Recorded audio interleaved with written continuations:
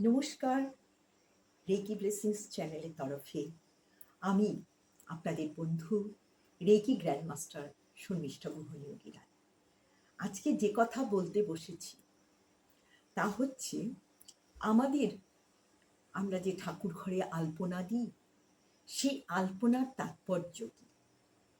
ঠাকুর ঘরে আমরা আলপনা দিই, আমরা বাঙালিরা বলি আলপনা, আবার হিন্দুস্থানিরা বলেন রঙ্গোলি, আবার কেউ কেউ বলেন মণ্ডলম, এরকম বলেন। তাহলে কেন আমরা এই রঙ্গোলি, মণ্ডলম বা আলপনা এগুলো কেন দেব? কারণটা হচ্ছে কি, আলপনা দেখুন, আলপনাকে আলপনা অনেকটা শৈল্পিক পর্যায়ে চলে এসছে। আলপনাকে শুধুমাত্র আমরা যদি মনে করি যেটা ধর্মীয় কারণে আলপনা দেওয়া হয়, তা নয়। শুভ কাজে তো আলপনা দেওয়াই হয়। তাছাড়াও বিভিন্ন কাজে, ধরুন কোথাও কোনো উদ্বোধন হচ্ছে, কিছু হচ্ছে, আমরা আলপনা দিচ্ছি। কিন্তু আমরা জানি না কেন আলপনাটা দিচ্ছি। আলপনা শব্দটা এসছে আলিম্পন থেকে। তাহলে আমরা চালের গুঁড়ো দিয়ে করি, বলি শুভ বলে আমরা চালের গুঁড়ো দিয়ে আলপনা দিচ্ছি।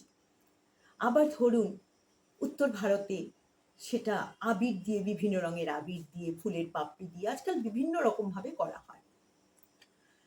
কিন্তু একটা জিনিস লক্ষ্য করে দেখেছেন কি, যে আপনি ঠাকুর ঘরে যেখানে ঠাকুরের আসন বসাচ্ছেন, পুজো করতে যাচ্ছেন, কার উপরে বসাচ্ছেন? একটা কেন্দ্র আছে, মধ্যেখানে একটা গোল আছে, কিছু একটা কেন্দ্র আছে, তার উপরে আপনি ঠাকুরের আসনটাকে বসাচ্ছেন। চারপাশ দিয়ে অনেকগুলো বৃত্ত অঙ্কন করেছেন। সেই বৃত্তের ভেতর দিয়ে আপনি যাই করুন না কেন, আপনি ফুল, লতা, পাতা যাই করুন না কেন, তার মধ্যে একটা জ্যামিতিক নকশা আপনি দিয়েছেন।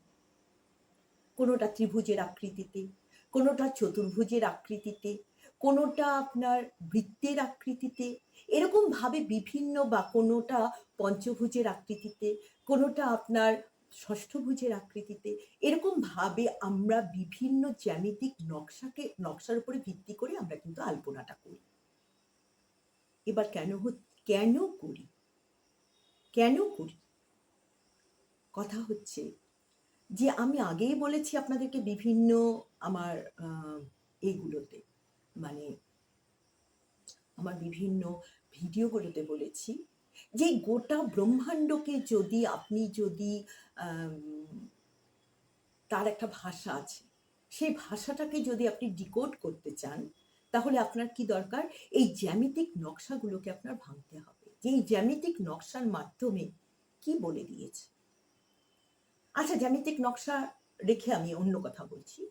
ধরুন আমরা দেখেছিলাম না, রামায়ণে আছে সীতাকে বলেছিলেন লক্ষ্মণ যে তুমি এই গণ্ডি পেরিও না, লক্ষণ রেখা পেরিও না, এই লক্ষণ রেখা পেরোলেই তোমার বিপদ আছে।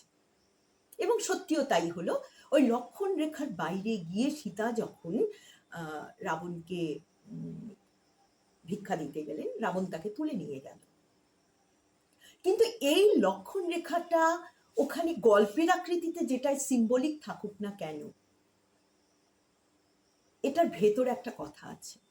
এই যে বৃত্ত হচ্ছে এক অসীম জিনিস, সমানে ঘুরপাক খেয়ে যাচ্ছে, কোথাও গিয়ে স্টপ হচ্ছে না, তবে আর বৃত্ত হবে না। যদি কোথাও গিয়ে স্টপ হয়ে যায়, ও আর বৃত্ত হতে পারবে না, ওকে মানে পূর্ণতা আনতেই হবে। তাহলে এই যে আমরা আলপনার মধ্যে যে বৃত্ত আঁকি, সেটা আমাদের পূর্ণতার প্রতীক। তার উপরে এটা আমাদের প্রোটেকশনের প্রতীক। ওই যে বৃত্ত, অবশ্যই আলপনা দিলে বৃত্ত আঁকতে হবে, বৃত্ত আঁকলে আপনার প্রোটেকশন হবে। কিসের প্রোটেকশন? ঠাকুরমশাই ধরুন পুজো করতে বসেছে, দেখবেন চারদিকে মাথার ওপরে তুড়ি মেরে কিসব করে, ওগুলো বলতে পারবো না আমি অত কিছু। কিন্তু এর মূল কথা হচ্ছে যে তাকে যেন ওই পুজো তিনি যে করছেন, এই পুজোর সময় তাকে যেন কোনো রকম ভাবে তার পুজো যেন বিঘ্নিত না হয়। এবং তিনি যেখানে বসে আছেন, আসনটা লক্ষ্য করে দেখবেন খুব কড়াকড়ি পুরোহিত মশাই হলে পরে না তিনি ওই আসনটাকে ওই আলপনার ওপরেই বসাবেন, এবং আপনি হয়তো মনে করছেন যে আলপনাটা আমার নষ্ট করে দিল, এত কষ্ট করে আলপনা করলাম সেগুলো সব উঠে গেল, কিন্তু না, উনি ওখানেই বসবেন। কেননা ওই বৃত্তের ভেতরে ওনার যেমন প্রোটেকশন আছে, ওনার যজমানেরও প্রোটেকশন আছে। তারপরে দেখুন ত্রিভুজ, আমরা ত্রিভুজ দেখি, আলপনার মধ্যে ত্রিভুজ দেখি। এই ত্রিভুজ কি? আপনি যদি অ্যাপারেন্টলি যদি দেখেন, আমরা দেখতে পাই পিরামিড, একদিক থেকে আপনি দেখুন পিরামিড হচ্ছে ত্রিভুজ আকৃতি। বলা হয় যে কোনো ত্রিভুজের নিচে কোনো জিনিস থাকলে সেখানে সূর্যরশ্মি এমনভাবে পৌঁছয়, আমি অত জ্ঞানী নই, কিন্তু এটুকু আমি শুনেছি যে তার ভেতরে থাকা জিনিস অনেক দিন পর্যন্ত ভালো থাকে। যার জন্য আগেকার দিনে মিশরীয়রা কি করতেন, ওই আপনি যেদিক থেকেই দেখুন না কেন আপনি দেখতে পাবেন যে একটা পিরামিডের নিচে, পিরামিডটাকে দূর থেকে দেখলে পরে ত্রিভুজ আকৃতিই মনে হয়। তারপরে তার বিভিন্ন ফেজ আছে, হ্যাঁ, বিভিন্ন ফেজ আছে তার।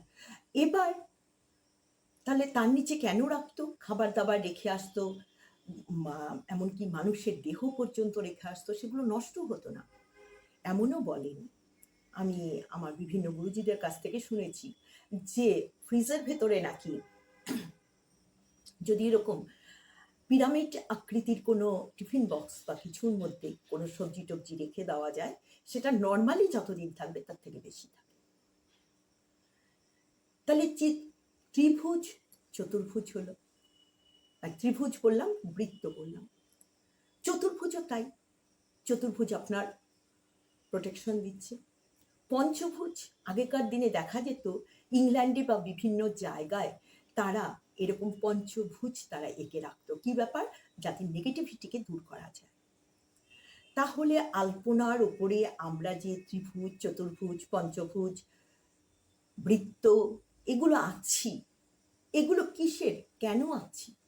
এগুলো কোনোটা আমাদের প্রোটেকশনের জন্য।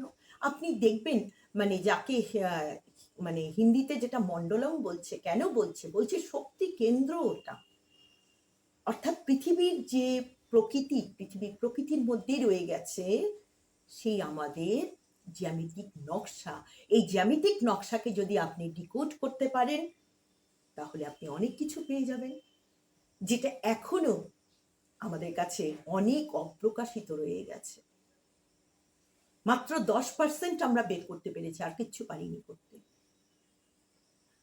যাই হোক, এই গেল আলপনা নিয়ে কিছু কথা বললাম, যে কেন আলপনা দেব বা মণ্ডলম কেন করবো। ওখানটা প্রচন্ড শক্তি কেন্দ্র, এই যে মন্ত্র পড়ে সেই মন্ত্রের গুণ দ্বিগুণ হয়ে যায় সেখানে। ওই আলপনার ভেতরে বসে পুরোহিত ঠাকুর যে মন্ত্র পড়ে, দেখুন আপনি মন্ত্র পড়ছেন, অন্য কেউ মন্ত্র পড়ছে, কাজ হচ্ছে না, কিন্তু এটাই আপনি পরীক্ষা করে দেখুন, ওইখানে ওই বৃত্তের ভেতরে বসে আপনি মানে এ করুন, প্রার্থনা করুন, দেখুন আপনার পুজো সফল হচ্ছে। আরো পদ্ধতি আছে, সেগুলো আমি জানলেও এখানে আমি বলতে পারবো না। যাতে আপনার পুজো, পুরোহিত ডাকার প্রয়োজন পড়বে না, আপনার পুজো আপনিই করবেন এবং সেটা সফল হবেই হবেই হবেই, এটুকু আমি বলতে পারি। যা হোক, এই গেল। এবার পুজোয় তো আমরা অনেক ধরনের সুগন্ধি ব্যবহার করি, তার একটা হচ্ছে গোলাপ জল বা গোলাপের আতর বা গোলাপ, এগুলো ব্যবহার করি। কেন? কেন মনে করা হয় সুগন্ধ হচ্ছে পরিবেশকে কি করে, পিউরিফাই করে, শুদ্ধ করে।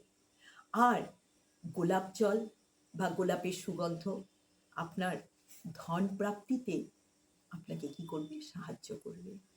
এবার আসছে চন্দন। চন্দন কেন ব্যবহার করি? চন্দনের সুগন্ধের জন্যই কি শুধু ব্যবহার করি? না, চন্দনের যেটা কাজ সেটা হচ্ছে চন্দন আপনার সম্মান আনবে, আপনাকে সমাজে প্রতিষ্ঠিত করবে, আপনাকে সম্মান দেবে। আজকে দেখুন এই দুটো টোটকা কিন্তু পুজোর সাথে রিলেটেড, আমি বলে দিলাম। একটা হচ্ছে গোলাপ জল ব্যবহার করলে বা গোলাপের সুগন্ধ আতর ব্যবহার করলে আপনার অর্থপ্রাপ্তি হবে, এবং আপনি যদি চন্দন ব্যবহার করেন তাহলে আপনার কি হবে, আপনার সমাজে আপনার সম্মান বৃদ্ধি পাবে। তাহলে বন্ধুরা, আজকে আসছি, আপনারা ভালো থাকবেন, সুস্থ থাকবেন, আপনাদের অর্থপ্রাপ্তি হোক, আপনাদের সুনাম হোক, আপনারা সমাজে প্রতিষ্ঠিত থাকুন। আর আর আমাদের চ্যানেলে মানে আপনারা করবেন, লাইক, সাবস্ক্রাইব, কমেন্ট, শেয়ার এগুলো করবেন। আর আমরা কিন্তু রেকি মানে শেখাই, আমাদের সঙ্গে যোগাযোগ করুন আপনারা রেকি শেখার জন্য। অনেক ধন্যবাদ। কিছু বেশি কিছু জানতে চাইলে অবশ্যই কমেন্ট বক্সে জানাবেন। আমি যদি জানি অবশ্যই আপনাদেরকে জানানোর চেষ্টা করব। আসছি, নমস্কার।